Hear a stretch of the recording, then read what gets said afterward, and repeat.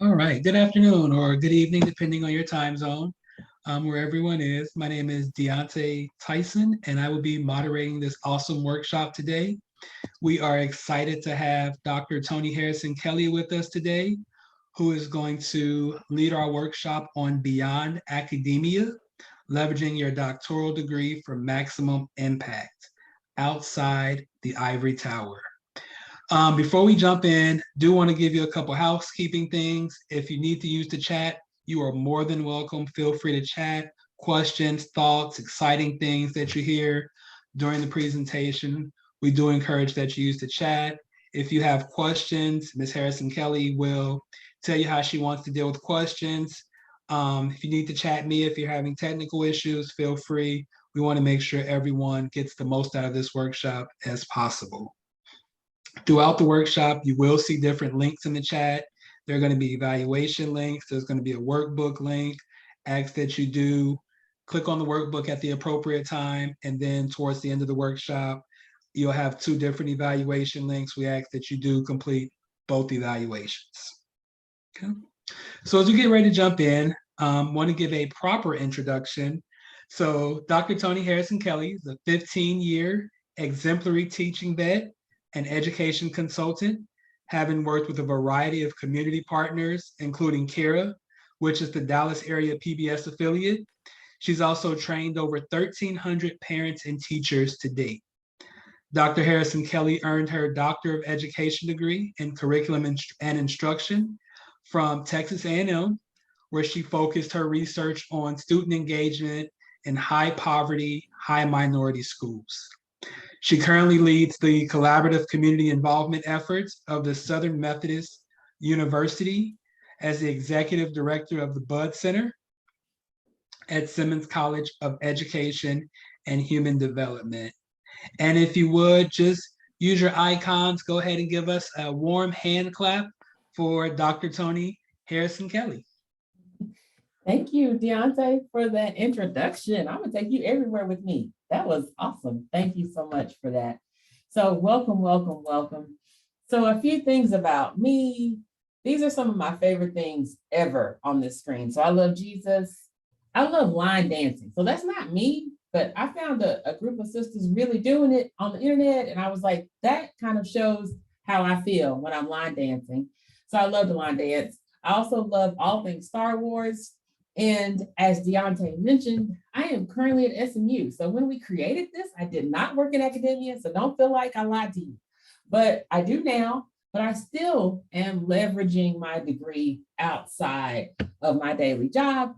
And we're going to talk about that today. So a little bit about School Leadership for Social Justice. We have a passion for making sure that Black and Brown kids everywhere have exactly the same privileges and rights and access to education as students anyplace else. So we work very hard to help support teacher training. We do consulting. We do all kinds of things related to schools and equity work. These are our companies. So we have a 501c3, which is School Leadership for Social Justice. And we also have an LLC where we get to work with companies to support their equity efforts. So this is where Charlotte would tell you her story. She is not here yet. I'm hoping she joins us. Hopefully she'll get to catch us. She had something come up. So this is my best friend, Charlotte. She just recently had our baby girl, Madison, who you see large on the screen there, graduate from Oklahoma University, University of Oklahoma. That was Saturday. So that's our big news. I was there when Madison was born. So all of her kids are they call me Aunt Tony. So we're very close. She's my best friend. And I'll tell you more about how we evolved together. So what about you? Who is here? Who do I have with me this evening? Could you, if you get a chance, just share your current job, kind of what your degree is, or maybe your interests, and then location or anything else you would want to share that's maybe interesting or unique to you. So I'll give you a few seconds to just share who you are and what your role is, and then maybe something interesting about you in the chat.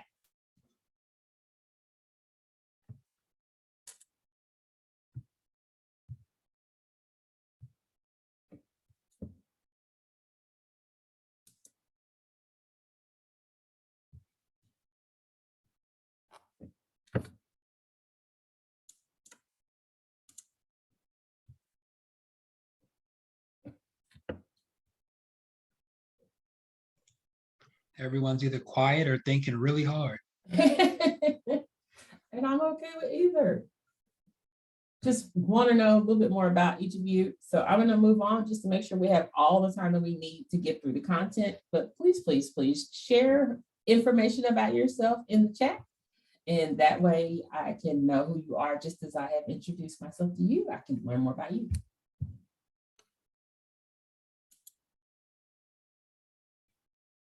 Thank you. Oh,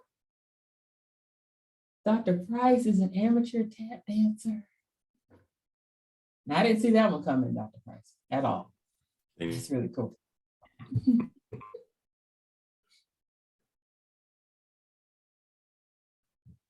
Okay, anyone else who'd like to share, feel free to share in the chat.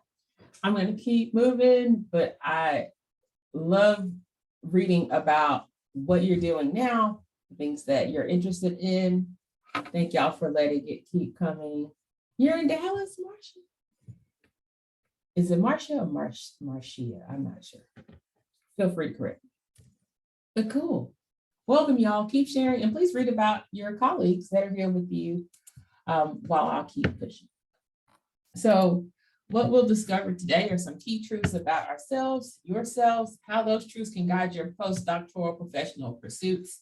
I really do see this as kind of a mini woosah moment. Like we get an hour to just think about ourselves. What are our dreams? What are our goals? And how do those dreams and goals impact what you want to do for a living, what you want to do to be able to make money? So what you'll need, Deontay just dropped in the chat. So we have a learning log that you can use. It's very optional, but it's a place for you to collect your information, to share your ideas, answer questions. When you click this link, it's going to say that you have to make a copy. That way you have your own fresh copy that's already saved and ready for you to type on to be able to record any information that you hear today or your reflections so that you have a place to catalog everything. Thank you so much for dropping that in the chat. So when you click on it, it's going to say make a copy.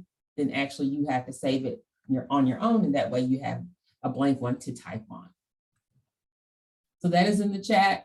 As you need the learning log, it is there in the chat. So I just looked through our information here, and we have people from all over the place here with us this evening. I see public health, higher ed. We've got all kinds of focus areas represented, and I'm excited to have you. So what I'm going to do today is just share a little bit about our story. So on the left on this side over here, that is baby Dr. Tony and baby Dr. Charla. We were probably 19. We met when we were 18 years old, our freshman year of undergrad. We both went to University of North Texas. We've led what I can only call very parallel lives, but very different lives. She went into the principalship. So she was a school administrator for several years. And this is me on the bottom.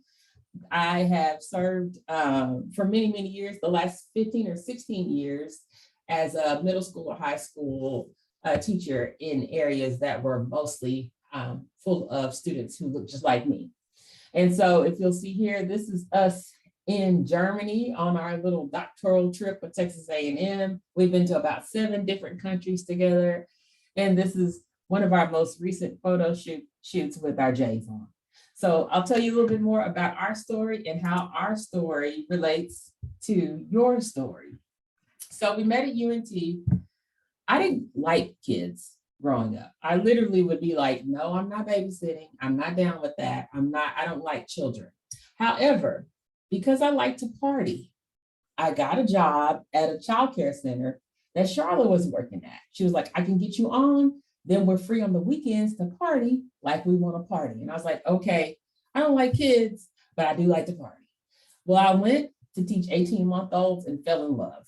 I changed my major at that point to child development, and I have been working for or with children ever since then. Then Charla decided that she wanted to start a school. So we had a little micro school called the Joshua School. It was really cool, but it was a lot of work. And we eventually had to close because of the recession. So sadly, that kind of catapulted us into our next phase of life, though. So then she went to work as a principal. I went back to Dallas ISD as a teacher. And then we both were like, okay, we have doctoral dreams and goals and aspirations. So we were like, okay, we got to go together or else we will not graduate. We knew that about ourselves. So we both went to Texas A&M, got our degrees in curriculum and instruction. We graduated in 2020. Charlotte starts a Facebook group called School Leadership for Social Justice. I'm like, oh, that's cute, Charlotte. Okay, I'll join. We had about 100 people.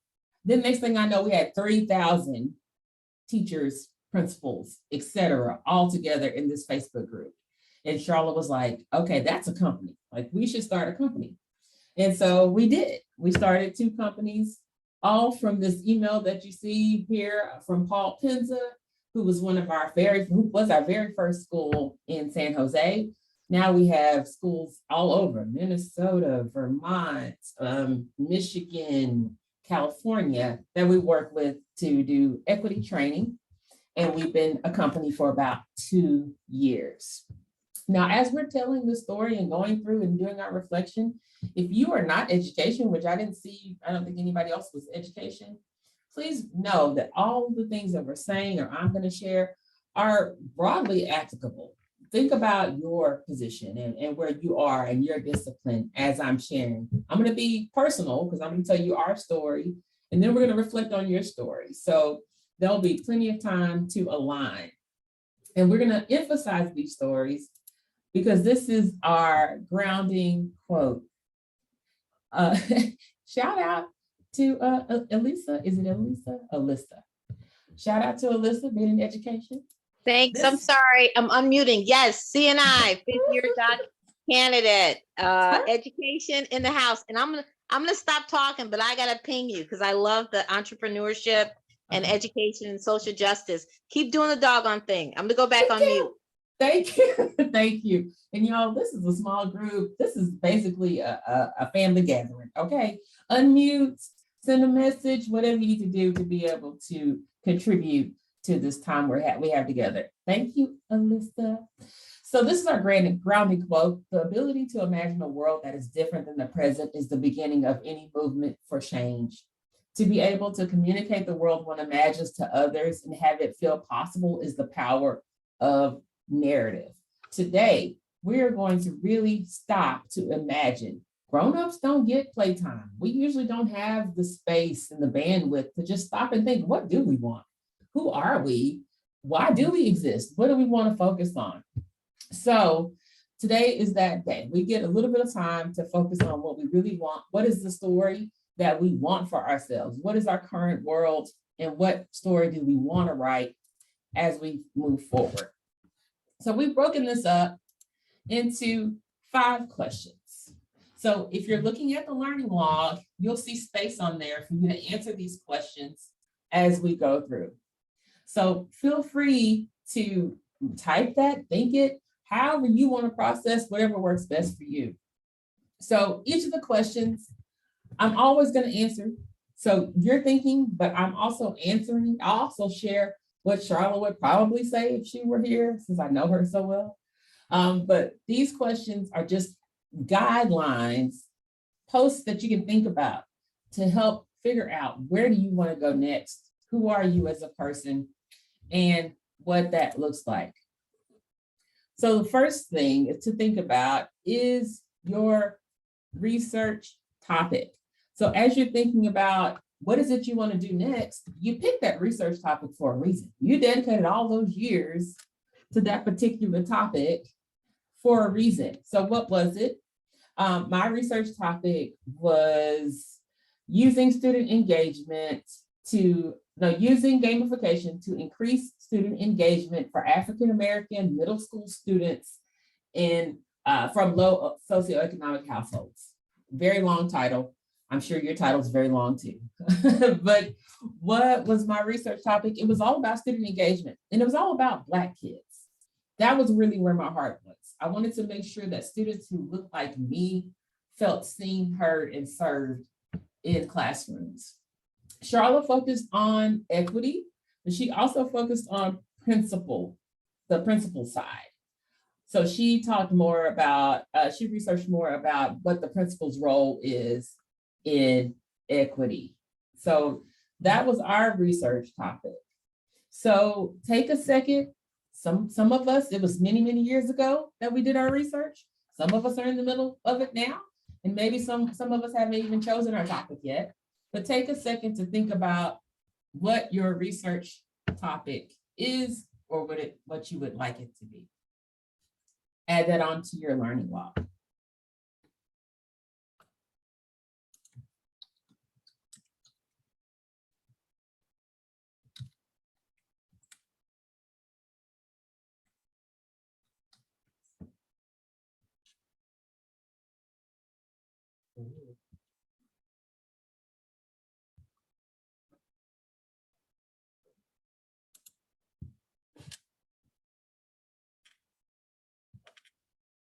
There's my Charlotte.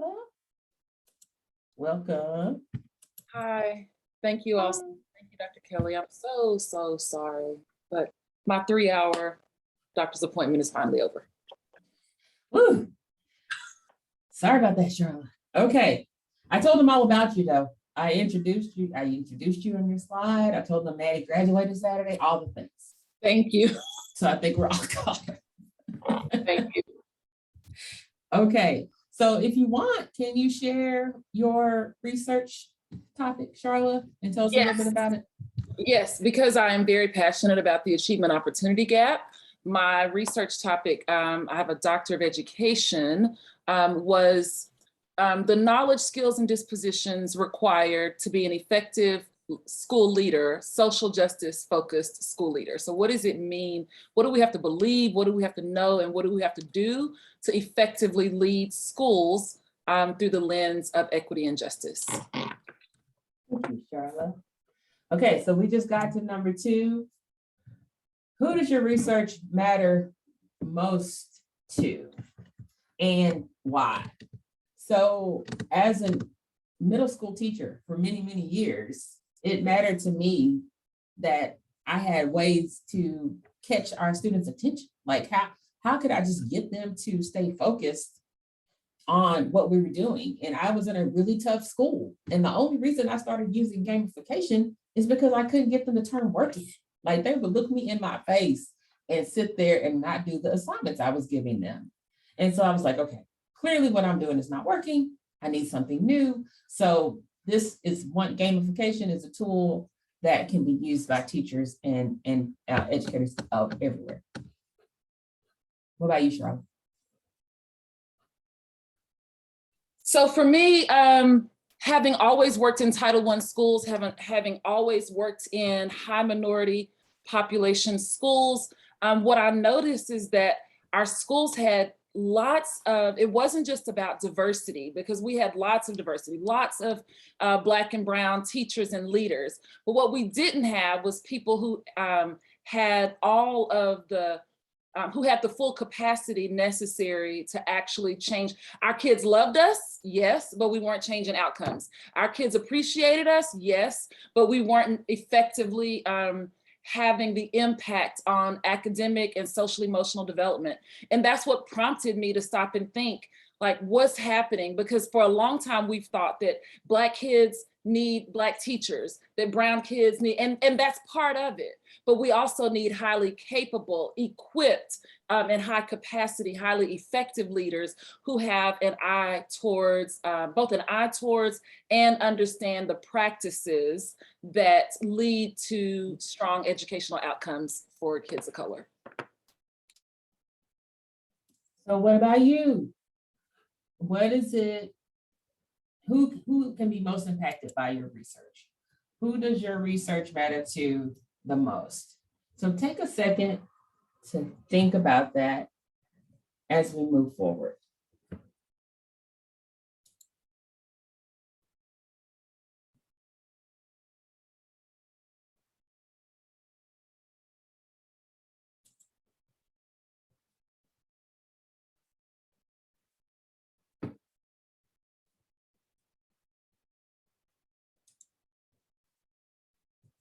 Number 3 says summarize how your research benefits others in 2 to 3 bullet points. So I'll go first. My research is beneficial because, first of all, I got to remind everyone who I got to talk to that Black children need to be taught in culturally responsive ways. And sometimes those are different than mainstream approaches. So I got to focus on the needs of Black and Brown students. And then I also was able to just add joy to teaching. So gamification, playing games to get your grades, that kind of thing, typically added so much fun and joy to the class day. So that's another bullet point that I would add. And so also my findings were that gamification helped increase engagement because it helped the students feel more connected to each other. So this could be a fun way, these team activities could be a fun way that teachers can support relationships with awkward teenagers.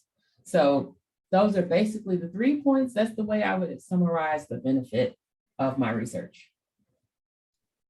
And I would say that over the past 2 years, I have definitely looked at this, how my research benefits others through a different lens, because I've always been very practice oriented. I've always been very like, what does this mean for the everyday principal? So on the surface, it can benefit principals in that they can understand the very specific areas where they need to focus in their own professional development, in their own professional growth in order to be effective school leaders. But also it can inform leader preparation programs. It can inform how our preparation programs and licensing and credentialing boards and bodies, how are they ensuring that these competencies are part of the programs that prospective school leaders are going through. And thirdly, it can benefit more broadly. Like I recognize that like it's a huge opportunity for advocacy. So if we know that, so as we think about what are the laws and what is the policy regarding leadership credentialing and school leadership credentialing and master's degree attainment, things like that.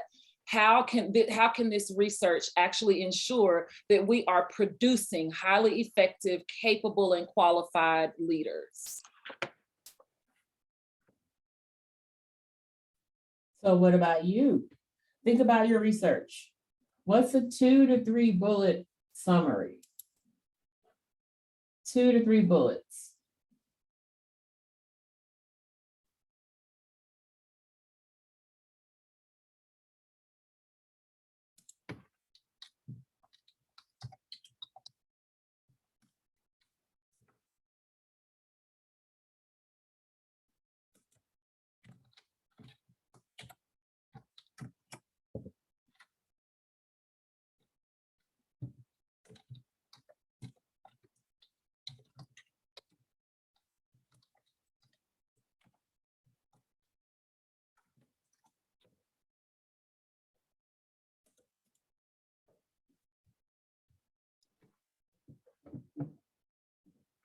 So number 4, what would happen if your research findings were utilized widely? So what would happen if most teachers used gamification in their classes to increase engagement? That would be my specific slant. I think that there would be a lot more joyful classrooms, especially if it's done in a way that is student-centered. So I think that there are implications for just basic job satisfaction. When I was running gamification in my class and we were in the middle of all of that, I couldn't help but find happiness in work each day. And that's a major issue right now in education is teacher dissatisfaction. So I think that if my findings were utilized, there may be some impact and some ground we could cover on just increasing joy in the classroom. And I would say that, equity is a buzzword in education right now. Everyone wants to talk about, well, not everyone, We want to talk No, about, not everyone, not in no, Texas. not everyone, Not in Texas. We don't want to talk about that here. Yeah. But broadly, equity is a hot topic, and but I think we like to talk about equity, but we don't necessarily understand the path towards actually achieving racial equity in education. If the findings from my research were utilized widely, number one, I think that we might actually see radical changes in student performance for Black and Brown students who currently and historically have had the poorest outcomes in just about every academic measure. Engagement, motivation, and achievement, I think, would all increase. I also believe that we might see an increase in the number of Black and Brown students wanting to enter the education profession because they've had positive academic experiences. So I think that there are wide scale implications. I also think that we might see significant policy change.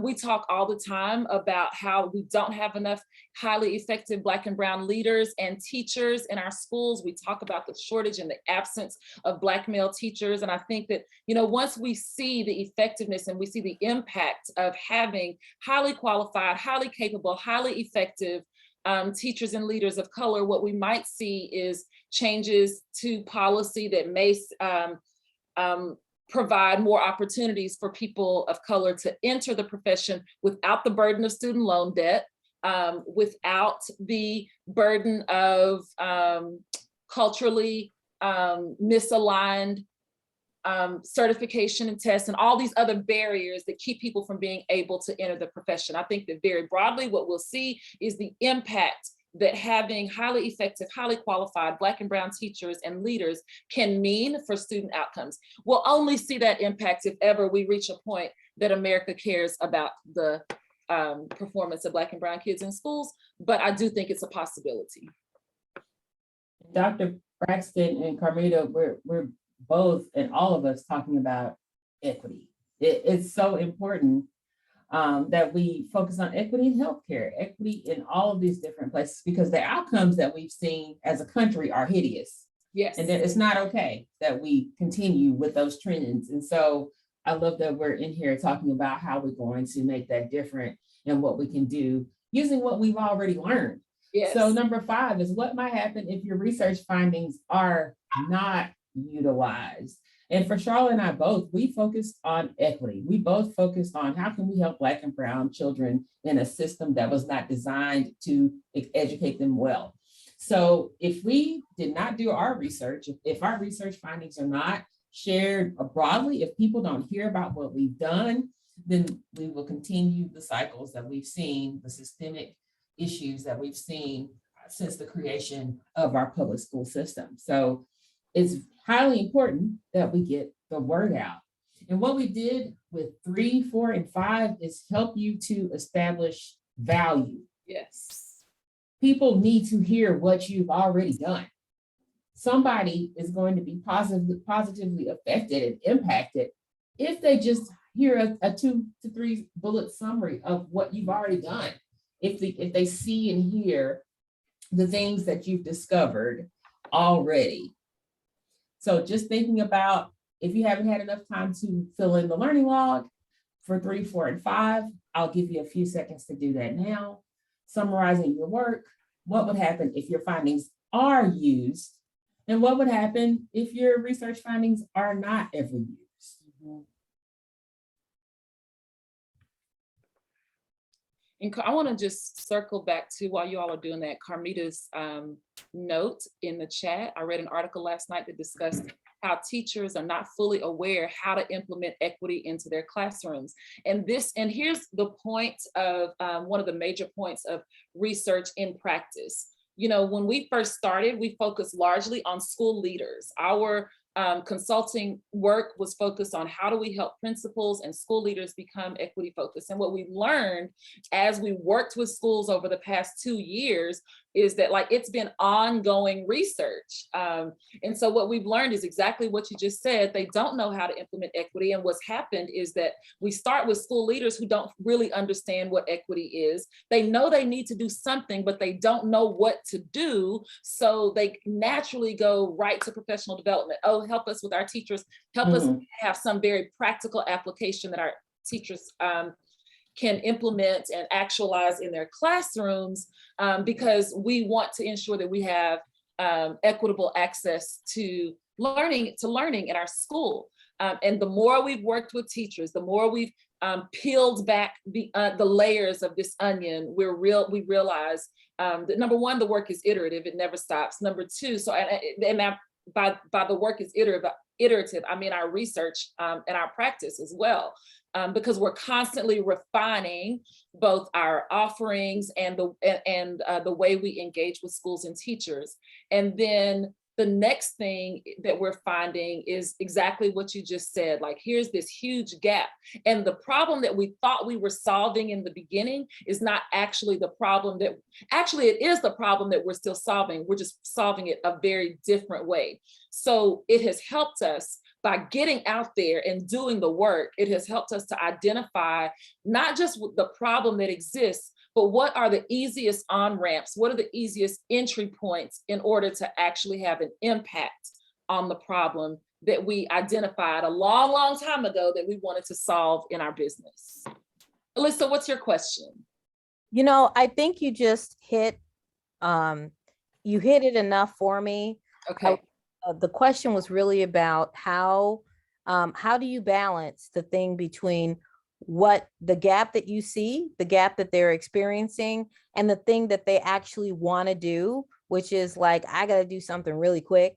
I got to get in there and do, because, I wonder about that. And I'm not going to go on the soapbox, but, in the research that I'm in right now, there's gaps with these low expectations for kiddos. There's the thinking that tech is just games. And I think that what you highlighted, Dr. Kelly, about the joy of teaching, the deeper learning, the engagement, and connecting those with, that deeper learning, there are mismatches out there with that mindset. And so I get tensed up when I think about, yes, we got to do the work, but we got to do the mindset work, but there's resistance to the mindset work. So that comment that you just said about the on-ramping was something that was needful. So I appreciate it. We started, we after 2 years gotten to the point that we have a very low threat entry point into the work. And a lot of times what we've learned is that what people call us for is not what they need. But we have to build that deep relationship to get from what they ask for to what they really, really need. And it never fails. We don't end one series before they're already asking, what can we do next? And those small engagements that we have with leaders over the course of our sustained work with them is how we get to the mindset work. So we had to really identify, like, how do we do something very tangible right now that lands with people, that lands with middle-aged veteran white women who are working in high minority schools. How do we do something right now that lands with them while also getting them ready for the very deep and meaningful mindset work that's necessary? And I think one of the biggest tools that we found is we wrap, how you put the baby's medicine in the applesauce? It's been a matter of knowing that they want tips, they want tricks, they want things to do. Well, okay, yes, do these things because they support equity. So it's been that overlapping Venn diagram part, that little gray part in the middle where just good teaching, culturally relevant teaching, responsive teaching, like Lax and Billin said, is just good teaching. And so emphasizing the things that teachers need to hear, but maybe don't do. So pointing out what they already do as well. So lots of overlap there on how we're figuring out what to do, but it's ongoing. Like Charlotte said, like we have no clue from day to day sometimes how we should approach a particular instance, but we're out here trying. And we're encouraging you to to jump out here and try to. So here are 5 more questions to ask yourself as we're on this journey to discovering what it is that you could be doing. So as I mentioned earlier, this is kind of lightweight therapy. This is time for us to stop and reflect just a little bit on what it is that we want to do. And that begins with this mindset work that we're talking about in the chat as well. This, who are we? And so stop to think just for a little bit on who you are as a person, because the goal is that who you are as a person shows up in how you are able to do your work each day. So I'll start. This is Paseo's circles, called the circles of identity. And in these circles, stopping, I thought about myself and what 5 words really define or describe who I am as a person, how I show up in the world. I was born for a stage. You give me a microphone, I come alive. I don't do well in small groups and one-on-one settings. I'm very uncomfortable in small group settings, but put me on a stage with a microphone and something happens. I'm a leader. I'm very task-oriented, much less people-oriented than I am task-oriented. Tony and I argue about this all the time, whether or not I'm an introvert. I am a social introvert. I enjoy being around people, but I require lots of time to recharge and get myself back together after lots of social engagement. And I'm also a creator. Those are my 5 identifiers when it comes to how I show up in the world. And so I am an introvert. Now I love being in front of people. I love it. Like, this brings me joy. I'm with Charlotte, put me on the stage. But honey, when I get home, I am out. Don't talk to me. My phone is off. So I need space to recharge. And I have to have very clear boundaries about what that looks like in my life. So adventurous, I've surfed in Hawaii. Like, I like to do crazy stuff. And it brings me joy. She goes on trips with strangers. I would never do that. I would never go on trips with strange people. Several countries with strange people, because I love the adventure of it. And so Charlotte and I have a lot in common, but then we have a lot that's not so common. And that helps us kind of build off of each other as well. But I love to connect things, connect people, connect thoughts. I'm a motivator. So like, if I start working out, I want all the people in my circle to start working out. If I start eating right, I want to influence the people who are around me to do the things that I feel like are best for all of us. And I'm very relational. So at any given moment, I have 10 people to text back. I have lunch all the time, because people are really, really important to me. So these things guide the work that we do. And so who are you? So we're going to give you just a few minutes to take down, like, put your name in the middle. So that center circle is all about you, your name. And then what are the first 5 things that come to mind when you think of yourself? How would you describe yourself in 5 words? I'll give you time to do that now.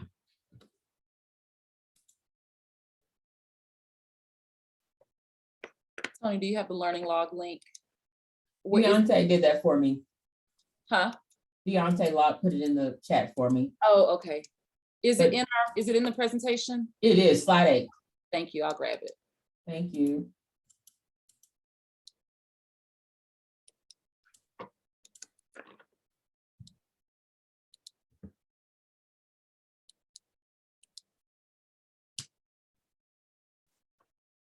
And I want to highlight that sometimes when we do this activity, we are very intentionally thinking about our personal identities, our intersectionality, but for this particular, we're not talking about, are you Black? We're not talking about, are you a woman or a man? Now, unless those are very specific to your professional and or research interests, and or like how you might see yourself utilizing your research in a professional capacity. This is more specifically how you show up and how you show up in the world.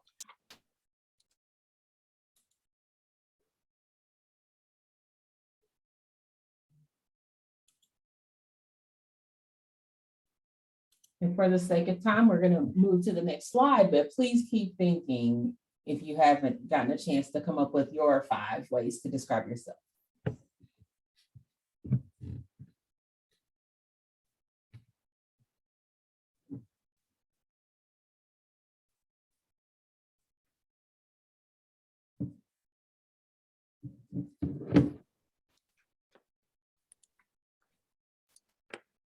Sorry, I need to go back. What slide is this so I can get to it quickly? 17. Thank you.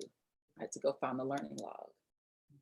Okay, so now we're thinking about, we know who we are, kind of how we show up, the way we describe ourselves. Now we're going to think about our very specific strengths and skills.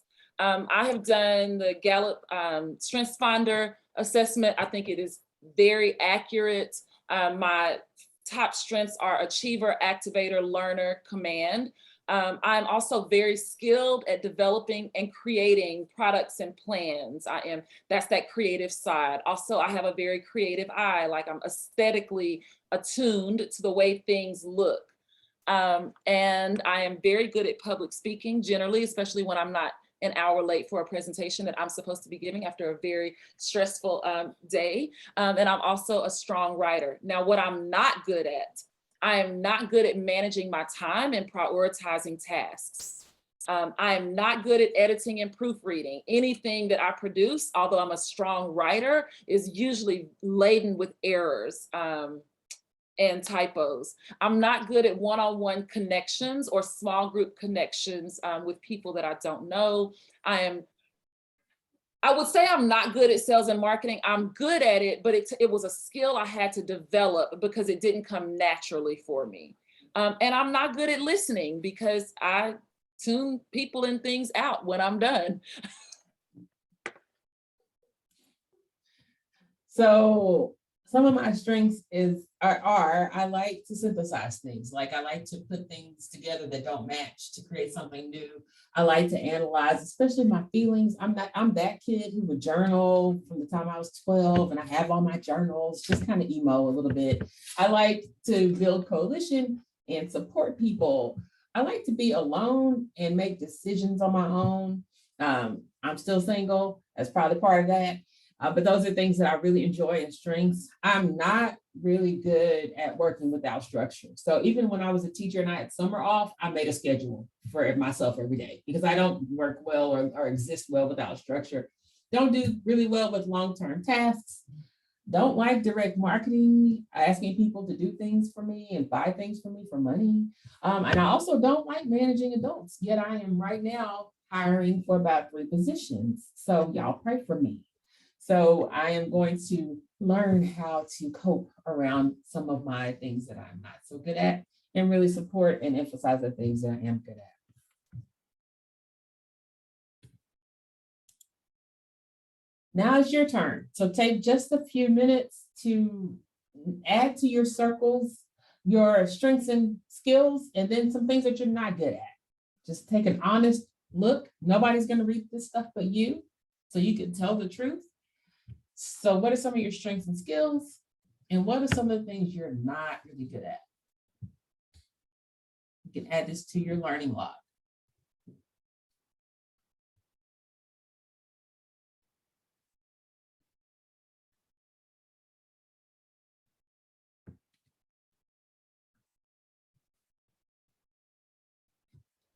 And while you're working on that, it's just important to know that we typically work best when we're working from our strengths. Knowing our strengths is really important in deciding what our next steps in our professional journey can be.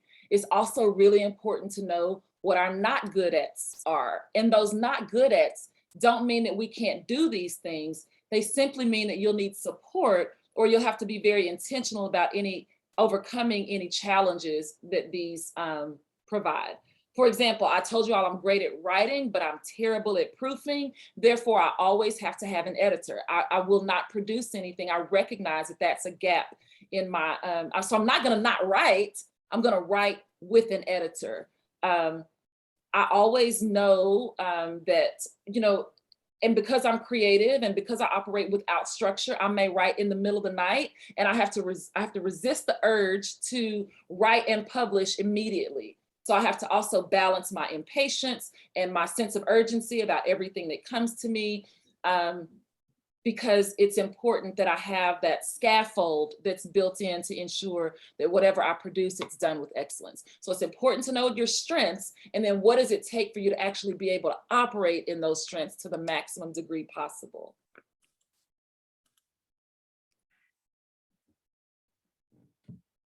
So we just talked about who we are. The next one is, what's your dream job or your dream? If you could do anything for money or not for money, what would that be? That's important to know. Tony wants to write keynote speeches. She wants to be the next Brene Brown. She's the next Brene Brown in the making. What's your dream? And that's exclusive of your research, just you as a person. What do you love? And what would you do for no money if you could?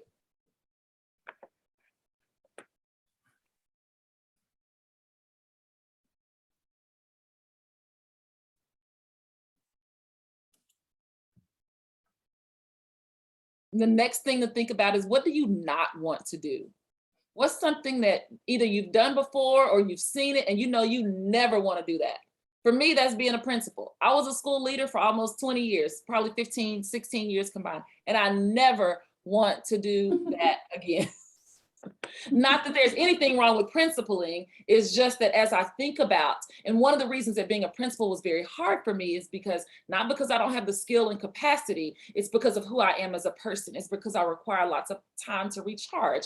It's because I don't like working in small groups and one-on-one. So all those things were barriers for me being not successful, but for me feeling, what's the word I'm looking for? For me feeling fulfilled in the role. I was very good at it, but I didn't feel fulfilled in the role.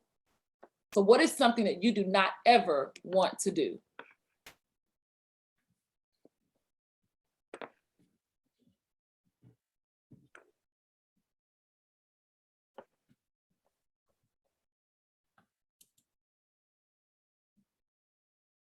Number 9, who are people that trust you and why? So thinking as broadly as you would like or as specifically as you would like, who are some people in which roles, which individuals that trust you and why? So I was an educator in the classroom until January. So it's very easy for me to win the trust of teachers, especially STEM related teachers, because I've been in a lot of different STEM roles. I have a lot of experiences there. So those are people that I can easily build trust with.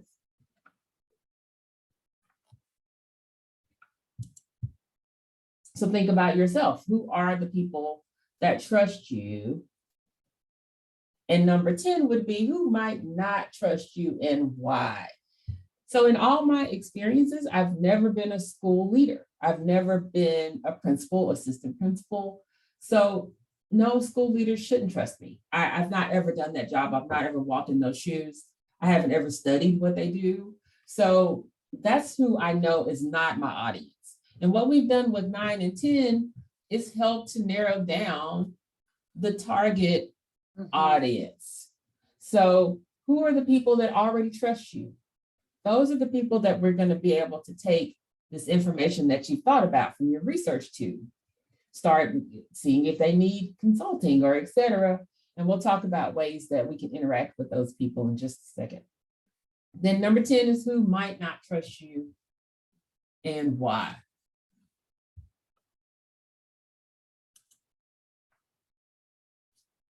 So just kind of summation of Charla and me and how we are kind of overlapping parts of the same coin. So both of us, we always have loved kids. We've worked at Tender Love and Care Child Care Center together, and we've been with kids or working for kids or with kids ever since. We both love making learning relevant and fun. We throw a mean vacation Bible school. You should see us with a vacation Bible school. We love making learning fun and relevant. We both hams, and we love to think creatively and challenge ourselves for a living. So that's how we overlap. So what are the recurring themes in your life? What are some things that you've always been passionate about? And then what are some of the things that you've always received compliments for doing? People always say, oh, you're so good at this. Oh, you're so good at that. Or, oh, that was excellent. What are you passionate about? What do you receive compliments for? And what would you do every single day for no money or no recognition if you could? And those questions ultimately are the formula for your next steps.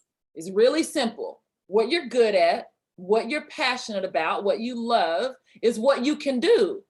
We exist in a place of joy because we have been very intentional about operating from what's called the zone of genius, the place that where we come alive, the place where, and there's a lot that we can, people ask us to do a lot of things in equity, inclusion, and diversity. And we say no to a lot of things. Well, not to a lot of, we're just now getting to the point that we can say no to a lot of things. We say yes to pretty much everything in the beginning because we were really trying to find our footing. But now we are in the place where we don't have to say yes to everything. And we are very, very intentional about deciding, saying yes to the things that we're good at and the things that we're passionate about. If it doesn't align to those things, then we don't do it. So what are some of the things that you can do? What are some of the things that you're passionate about, that you're good at, that you enjoy, and that people want to hear, want to see or participate in or hear you do? Number one, you can write. We started writing a blog.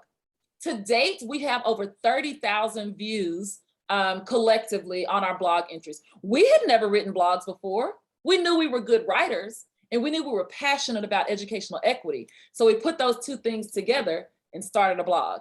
You can do freelancing. You can do publications for various disciplines, whatever your particular discipline is. You can write curriculum. So writing is one area, and it doesn't have to be scholarly writing. Next, you can teach. You can teach college courses. You can teach online courses that you write yourself. You can teach through a consulting mechanism. You can tutor students or adults in their, wherever they are on their path that's aligned to your area of expertise. You can get on YouTube and teach, so you can write or you can teach. You could also speak. You know how much I want to do keynotes, but it's been a lot of fun to just do free conferences like this one. There are lots of ways that you can find a platform to be able to share your information. You can also provide a service. So what is it that you like to do, that you're passionate about doing, that could be impactful to your field, and do that? And here's a list of all the things that people will pay you to do because they cannot do those things themselves. And finally, over the past 2 years, we've gotten paid to do a lot of those things on provide a service. We've gotten paid to do a lot of those things that we never set out to do. Oh, but in yeah. your discipline, you're the expert. And so there is value, for example, if you're good at editing or if you're good at design, you speak the language of your discipline. Therefore, it's a lot easier for you to do the work than for them to pay somebody outside the discipline, because then there's a lot of translation that has to take place. So people look to us not just for the content we provide, but also for the expertise that we provide, that we have very broadly, and how it can be applied in multiple settings. And then last but not least, you can get a new job. You can essentially create your own opportunity. We are in the middle of the Great Resignation. There's so much that you can do. Don't be afraid to throw your hat in the ring for jobs that may have previously seemed out of reach. Remember that you are now the expert in your field, in your area of research. And there are people, there are companies, organizations that are eager, that need your expertise.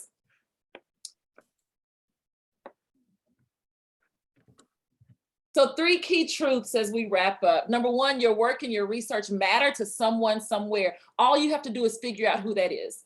Number 2, from this slide we just saw, you can create endless opportunities to share your work and impact your industry and society at large. Number 3, your best work and your greatest impact happen when there's joy. And there's joy when you're able to work in your strengths and operate within your passions. So it's critical that you identify your zone of genius, what makes you thrive, what makes you feel like you're floating on air, and how can you make sure that that is part of every single thing that you do.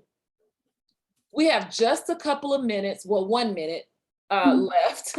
The link to the evaluation is in the chat. But if you have any questions, please feel free to come off mute now, and we're happy to engage with you further around any questions you have.